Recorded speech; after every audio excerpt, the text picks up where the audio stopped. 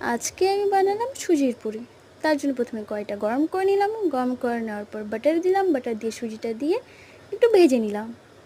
ভেজে নেওয়ার পর একটু লবণ দিলাম। অনেক দিন হয়েছে বাড়িতে সুজির পুরি হয় না, তার জন্যই আজকে আমি বানাচ্ছি। তারপর এখানে একটু বেকিং সোডা দিয়েছি, তোমরা চাইলে দিতেও পারো, এটা স্কিপ করতে পারো।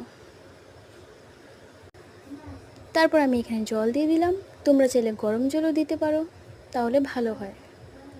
তারপর আমি ফ্লেভারের জন্য একটু কালো জিরে দিয়ে দিলাম, তোমরা চাইলে দিতেও পারো আবার নাও দিতে পারো। তারপর একটু চিনি দিয়ে ভালো করে সুজিটা একটু মাখো মাখো হলে আমি নামিয়ে নিব।